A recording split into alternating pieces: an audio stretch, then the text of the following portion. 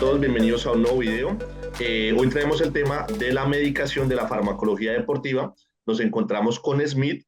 Smith es un deportista de alto rendimiento que lleva más de 20 años en el culturismo. Entonces, tenemos de primera mano la mejor información. Vamos a estar conociendo cuáles son todas estas sustancias que hacen parte de la medicación, cuáles son sus efectos secundarios. Bueno, Smith, bienvenido. Cuéntanos un poco quién eres, hace cuánto practicas el culturismo.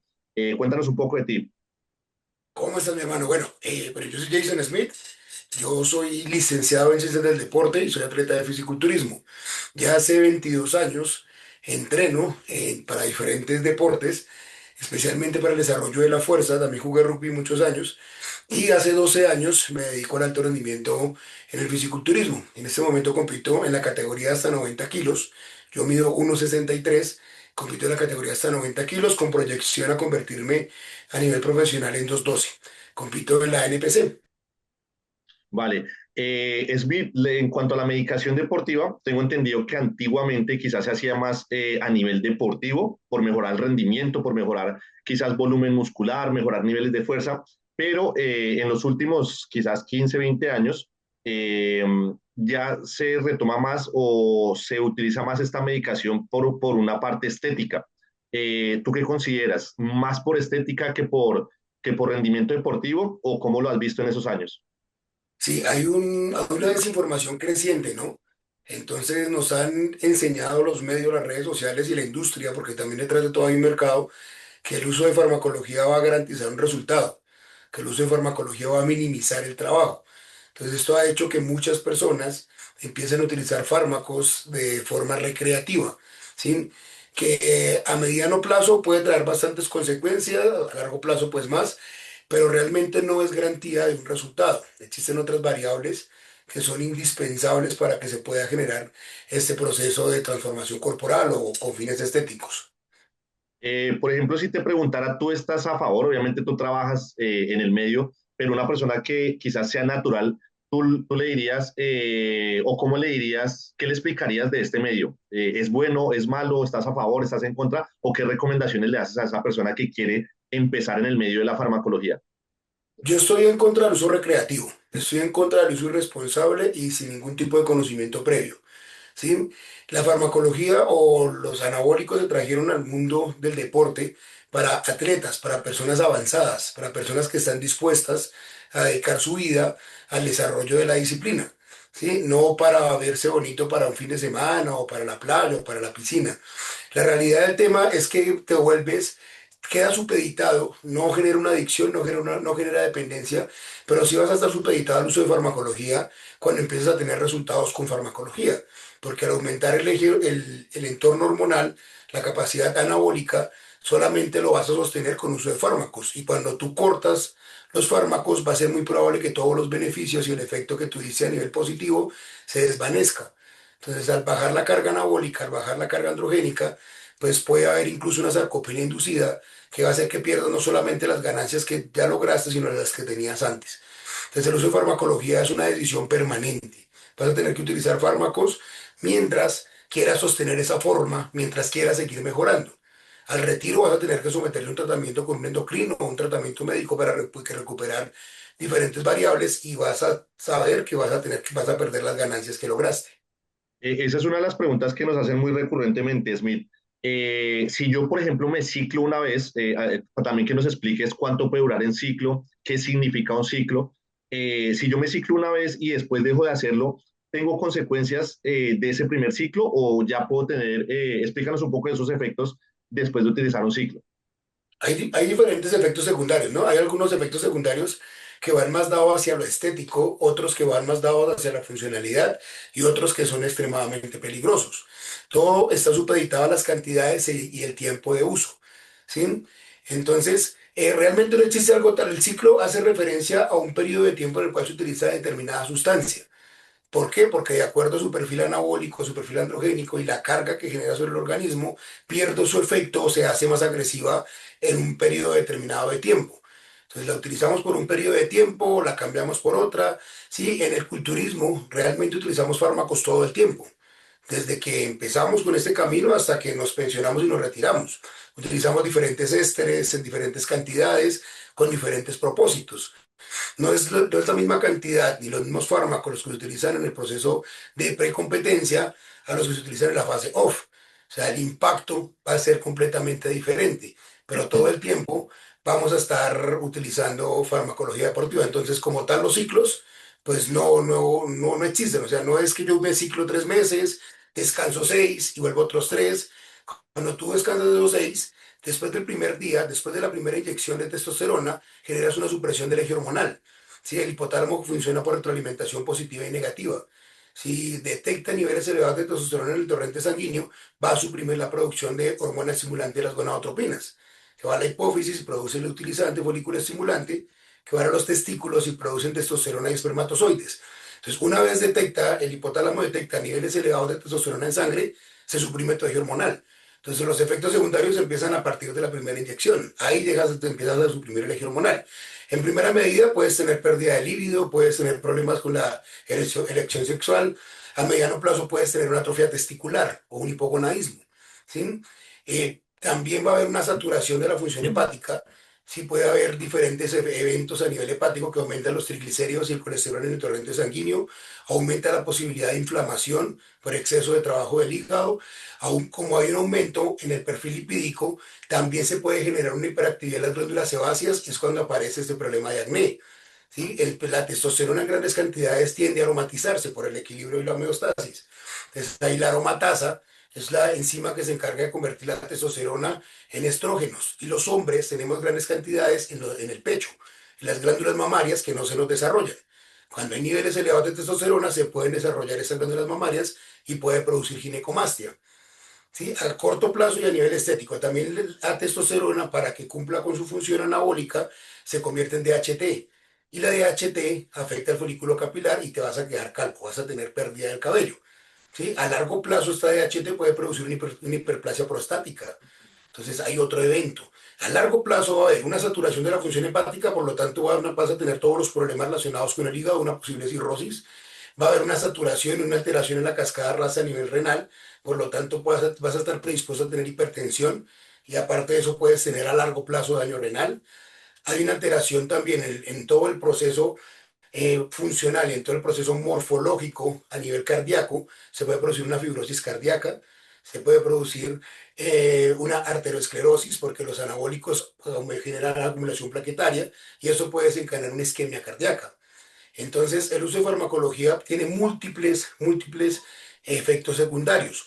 En este mundillo del culturismo, nosotros utilizamos más sustancias para contrarrestar los efectos secundarios que para potenciar el anabolismo. Entonces, la gente habla de los dos compuesticos que se colocan, pero no hablan de los compuestos antioxidantes, inhibidores y bloqueadores que utilizamos para prevenir los posibles efectos secundarios y la responsabilidad de las temas de las analíticas, el chequeo médico de forma periódica y demás. Vale, Smith, es un tema bastante complejo. Tú nos tocabas, digamos, la fisiología deportiva, cómo se suprime el sistema inmunológico. Eh, Vayámonos un poco, por ejemplo, a las personas que van al gimnasio, que llegan al gimnasio y que quieren empezar en este medio de la medicación deportiva. ¿Quién es el profesional idóneo o cómo hace esa persona para identificar quién, digamos, de cierta manera, cuál es ese profesional que tiene que tener los conocimientos y guiar de mejor manera a esa persona que quiere empezar en este medio? Porque tú sabes que la persona por lo general va al gimnasio y quizás muchos entrenadores, en el afán quizás de vender o de promocionar algún tipo de marca, pues intentan abarcar la mayor cantidad de clientes posibles, quizás diciendo mentiras. O bueno, ¿tú qué le recomendarías a esa persona que quiere empezar en ese medio? Sí, realmente el mundo de la farmacología está permeado por la desinformación. Hay muchísimo comercio, o al menos aquí en Colombia, no sé cómo funcionará en Europa, pero en Colombia hay múltiples laboratorios. Acá se consigue farmacología muy fácil.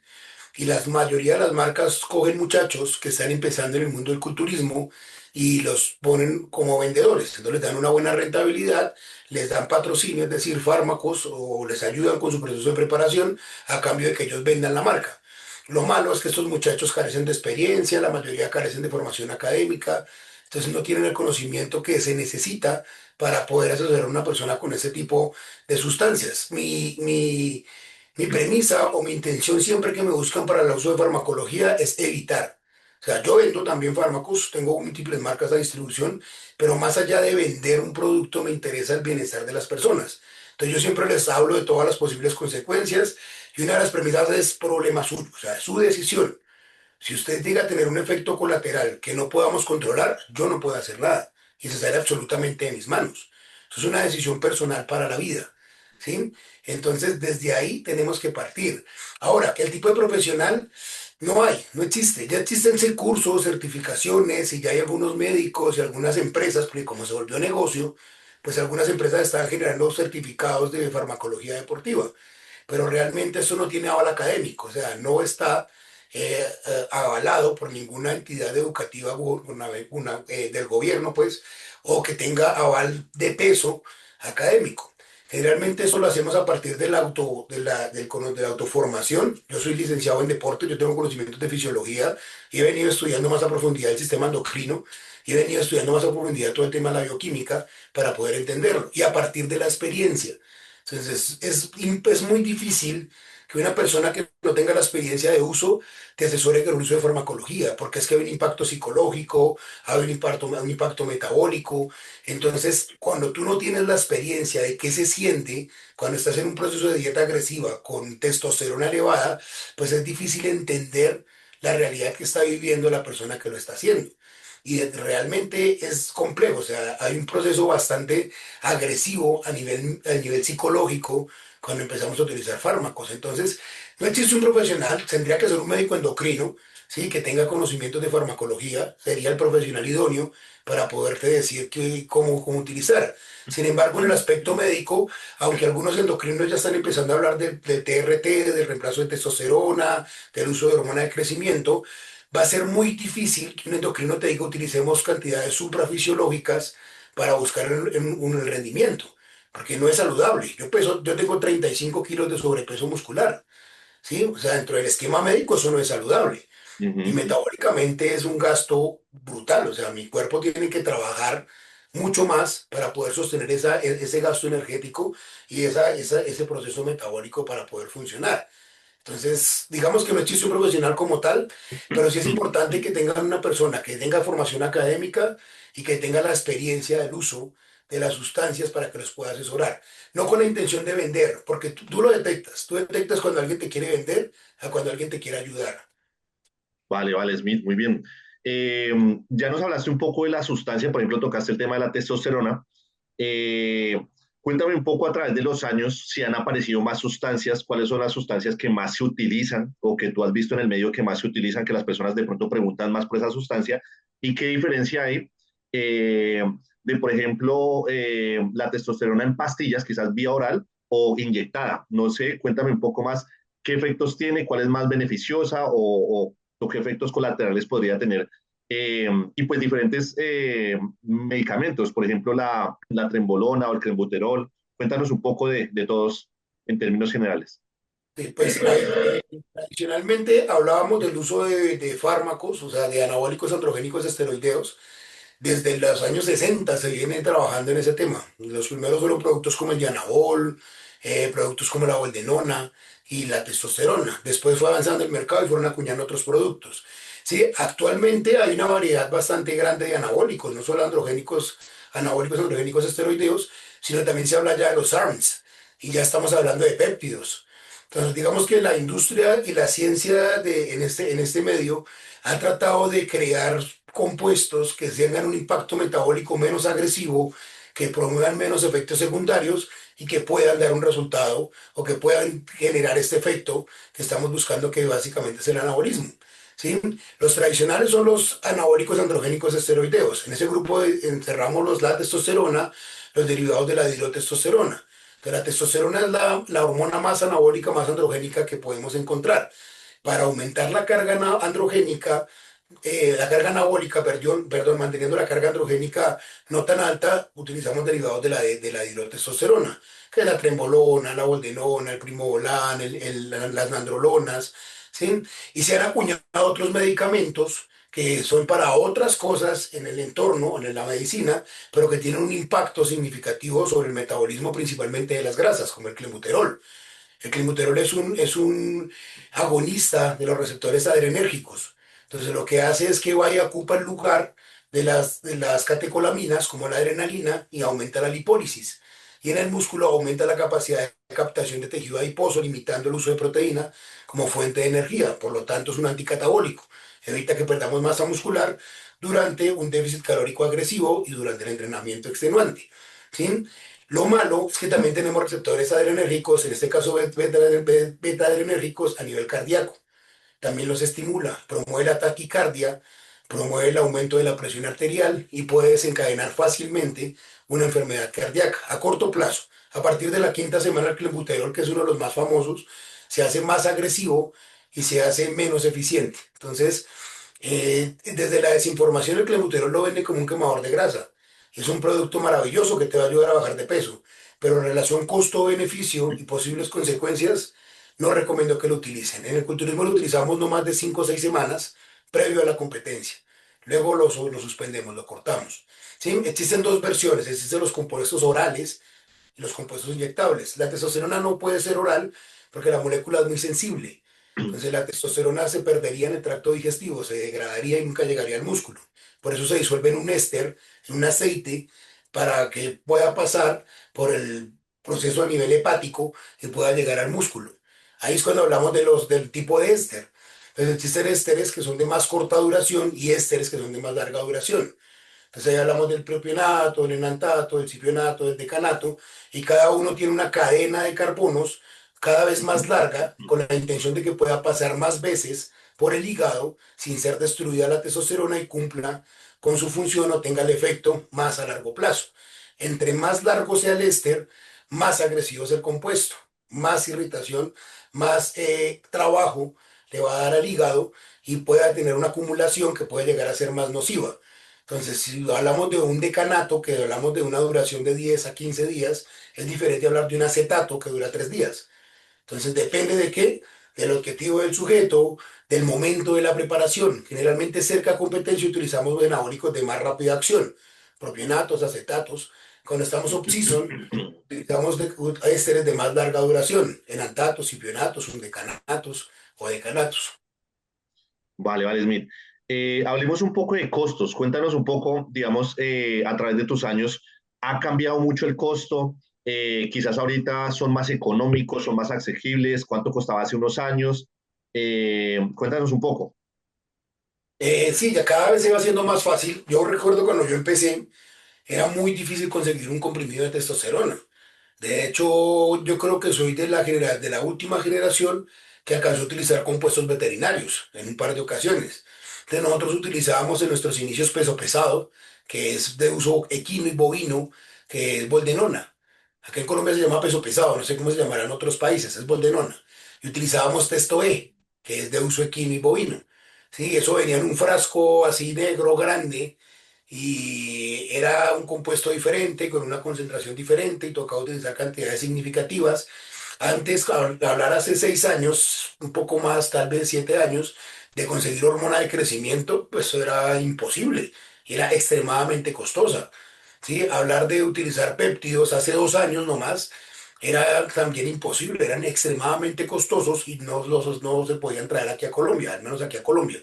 Ya se habla de utilizar compuestos de todo tipo y son, entre comillas, asequibles. Ahora, el costo no deriva de los fármacos. Los fármacos realmente no son costosos en relación a lo demás. Entonces tú puedes armar fácilmente un proceso con uno o dos compuestos, que en pesos colombianos pueden llegar a valer costosos 500.000 pesos, de la máxima calidad. Los puedes conseguir en menos, hasta en 200.000 pesos los dos, pero depende de qué laboratorio y qué calidad estemos hablando. Entonces, digamos, estamos hablando de entre 20 euros tal vez a 100 euros, allá en Europa. Eso es económico. Lo que cuesta es todo lo que viene detrás. Lo que cuesta es el tema médico, las analíticas, el chequeo. Lo que cuesta son los antioxidantes, los inhibidores, los protectores. Tú terminas utilizando un stock de casi 20 productos para contrarrestar y para poder utilizar. ¿sí? Lo que cuesta es la alimentación, porque tu alimentación tiene que cambiar. Tienes que mantener una carga y un entorno anabólico todo el tiempo. Entonces terminamos comiendo 6, 7 veces al día. Y entre más músculo haya, más comida necesitas. Entonces yo me como 250 gramos, media libra de proteína, bien sea pollo o carne, en cada comida. Tengo un stock de 15 huevos por comida. Entonces aumenta los gastos en cuanto al tema de la alimentación. Entonces, digamos que el costo no es tanto el compuesto que te están vendiendo, por eso es que se venden tan fácil, porque el que está en el gimnasio te vende una testosterona y un, qué sé yo, una nandrolona, pero no te habla de Taxus, no te habla del telmisartán, no te habla del NAC, no te habla de la silimarina, no te habla del TUDCA, no te habla de la Q10, no te habla del omega 3, o sea, no te habla del trasfondo que tiene.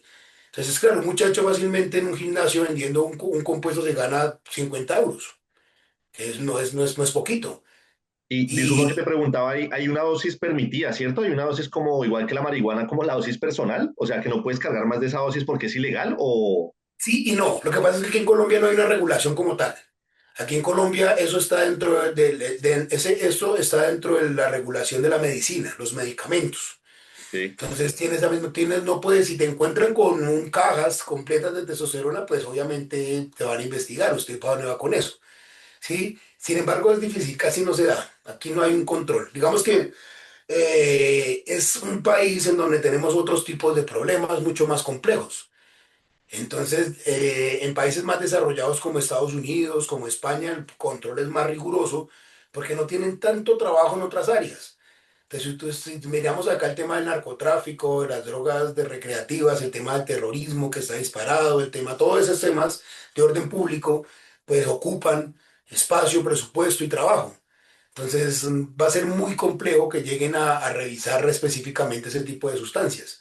¿Sí? Si hay regulación, si trata de haber control, sí puede tener consecuencias el comercializar en grandes cantidades, pero hasta el momento, digamos que el tema está ahí como tranquilo, como muy quieto.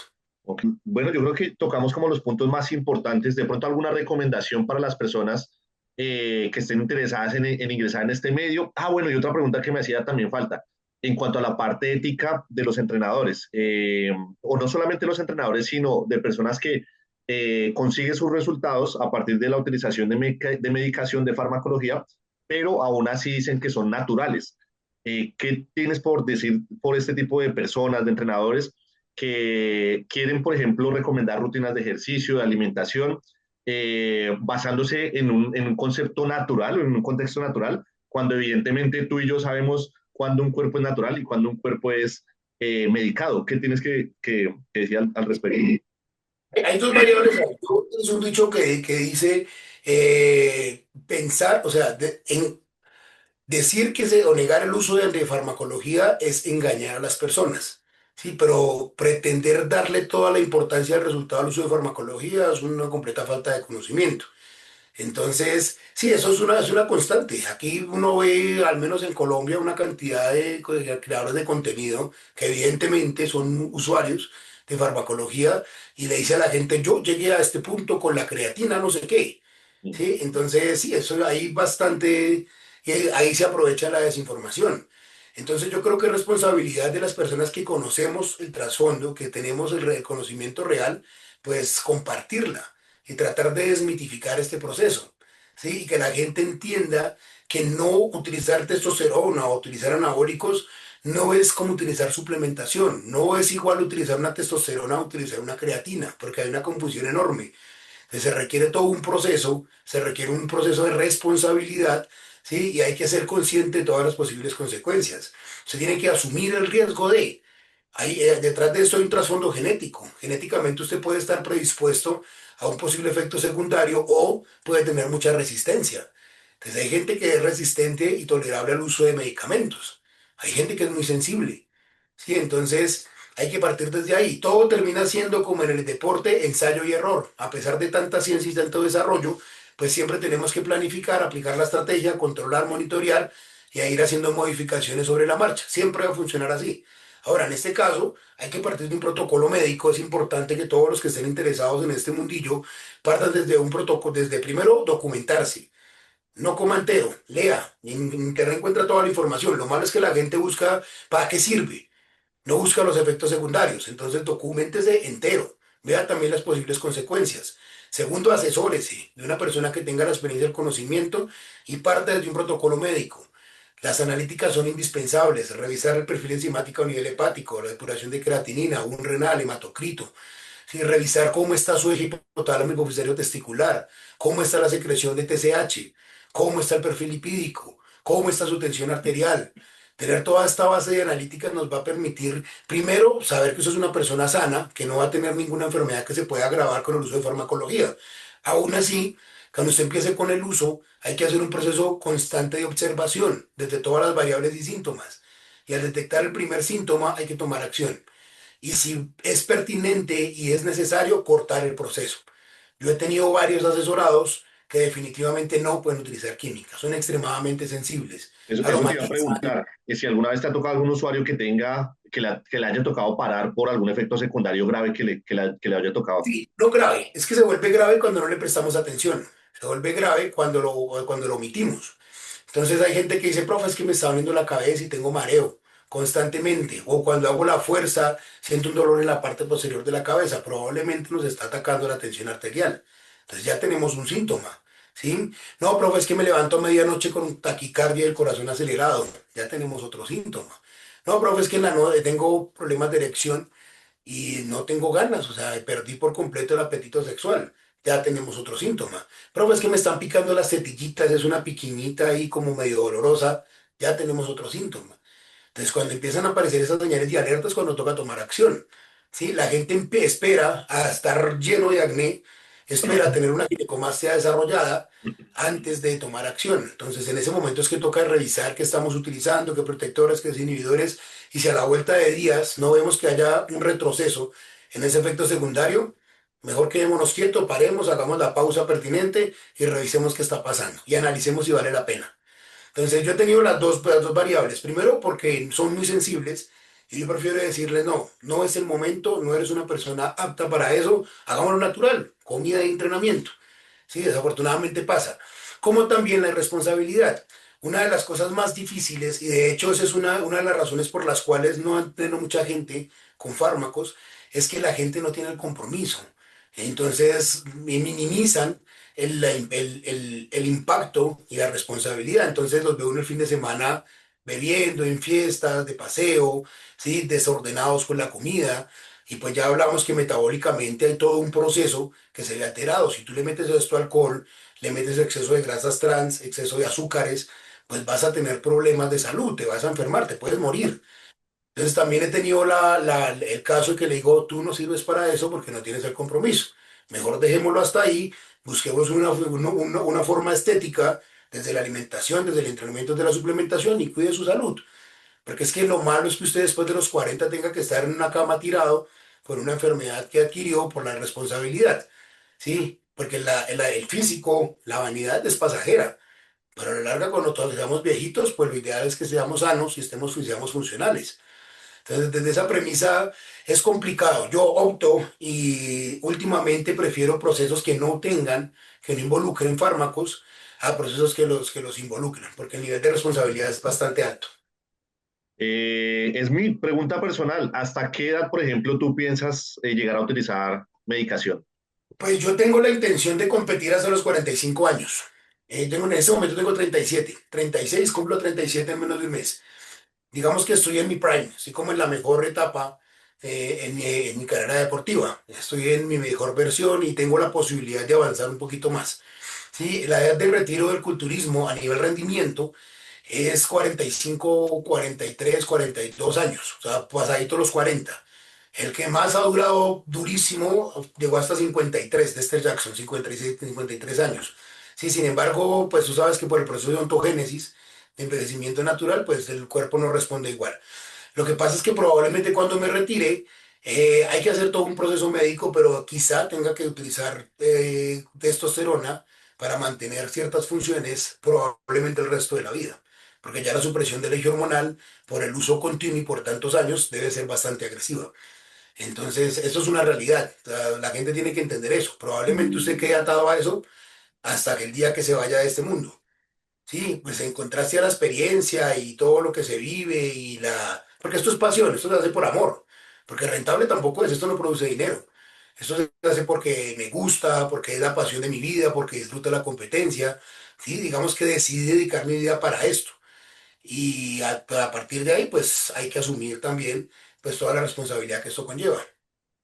Vale, Smith, muchas gracias por tu tiempo, muchas gracias por el conocimiento, por todo lo que nos enseñas acá. La idea del video es esto, que las personas se informen un poco más, como cuál es el orden específico, a quién debemos dirigirnos. Por ejemplo, si las personas están interesadas y quieren preguntarte más cosas y buscarte por qué medios o en dónde te pueden encontrar. Me pueden encontrar en Instagram, me encuentran como SMIT212, SMITH212B. 212B quiere decir 212 Bodybuilding, que es la categoría en la que yo compito. Sí, o en TikTok también me encuentran como SMIT212B, ahí en las dos redes sociales. Vale, Smith, que tengas un feliz día. Listo, mi hermano, bendiciones, muchas gracias.